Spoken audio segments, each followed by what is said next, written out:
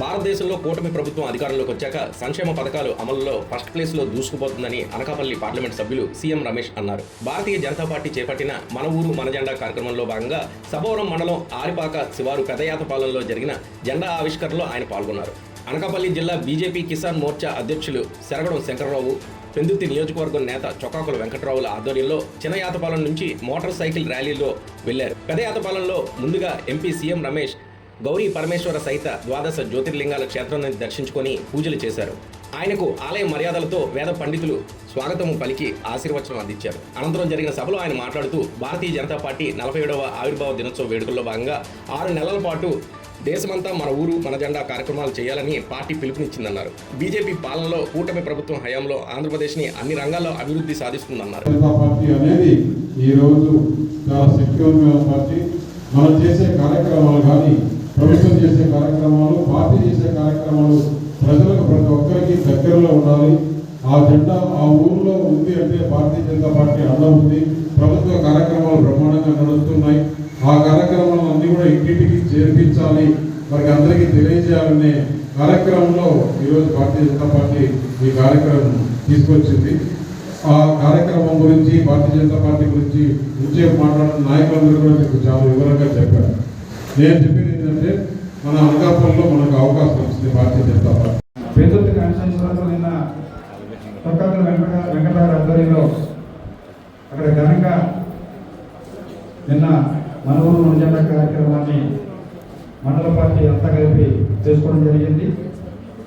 రాత్రి 10 గంటలకి పెద్దలు మొన్న సాయంకాలం ద్వారపూడి పరమేశ్వర గారు జిల్లా అధ్యక్షులు పండగ బీజీలో ఉన్నప్పుడు పిలిచి మీరు ఎంపీ గారు వస్తారు, ఏంటి కార్యక్రమం పరిస్థితి అంటే అంతకన్నా అదృష్టం లేదు సార్. ఎందుకంటే మా గ్రామ ప్రజలు, మా పంచాయతీ ప్రజలు, చుట్టుపక్కల ప్రజలు ఎన్నికల ముందు ఎంపీ గారిని చూశారు, ఎన్నికల తర్వాత ఎంపీ గారిని చూడలేదు. చూసే అదృష్టం మాకు రావాలి అని చెప్పేసి నేను చెప్పడం, కార్యక్రమాన్ని మనం రూపొందించడం జరిగింది. ఈ రాష్ట్ర మొత్తంగా అనకాపల్లి జిల్లాలో సుమారు 300 కమిటీలు వేసినటువంటి ఘనత అన్ని జిల్లాల కనుక అనకాపల్లి జిల్లా ముందంజలో ఉంది కిసాన్ మోర్చా కమిటీలు. అలాగే మన ఈ మధ్య కాలంలోనే ఇక్కడ భారతీయ జనతా పార్టీ కిసాన్ మోర్చా రాష్ట్ర అధ్యక్షుడు కుమారస్వామి గారు బయలుదేరింది.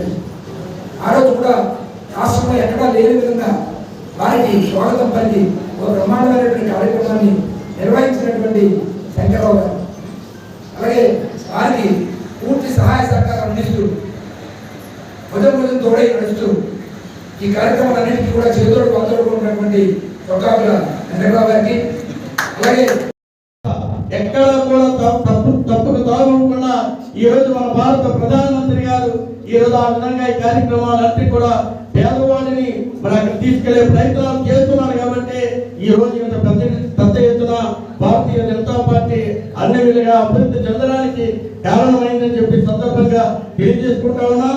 అంతేకాదు ఎంపీ గారికి కూడా తెలుసు, ఈ తాలూకు పరిసర ప్రాంతం మా సపోవరం మండలంలోనే 3 అత్యున్నతమైనటువంటి మా అత్యున్నతమైనటువంటి యూనివర్సిటీస్. ఎందుకంటే ఇది సెంట్రల్ యూనివర్సిటీ, 1 లా యూనివర్సిటీ, 2 పెట్రోల్ యూనివర్సిటీ, అలాగే 3 ఈ తాలూకు మ్యారిటైమ్ యూనివర్సిటీ.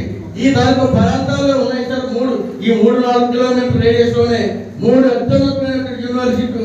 మరి ఆ తాలూకు భారతీయ జనతా పార్టీ ఈ కార్యక్రమం మొత్తం పార్లమెంట్లో ప్రతి గ్రామంలో కూడా ఈ మన ఊరు మన జెండా కార్యక్రమం చేపట్టారు. మననే మీరంతా పార్లమెంట్లో చూశారు.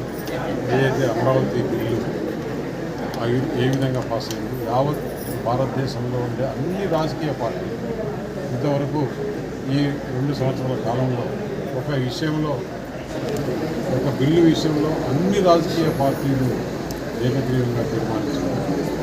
కాకపోతే దురదృష్టకరం ఒకే ఒక పార్టీ, వైఎస్ఆర్ జగన్ పార్టీ ఇక్కడ మన ఆంధ్రప్రదేశ్లో అమరావతి బిల్లుకు వ్యతిరేకించిందంటే ప్రజల పట్ల, లేకపోతే ఈ రాష్ట్ర అభివృద్ధి పట్ల, ఈ దేశ అభివృద్ధి పట్ల వారికి ఏమాత్రం అవగాహన లేదా ఎందుకు ఈ విధంగా జగన్ ఆంధ్రప్రదేశ్లో అభివృద్ధిని అడ్డుకోవాలని ప్రయత్నిస్తున్నారో ఏమాత్రం అర్థం కావట్లేదు. అలాగే అనకాపల్లి పార్లమెంట్ చూస్తే ఈరోజు భారతదేశంలోని ఎక్కువ డెవలప్మెంట్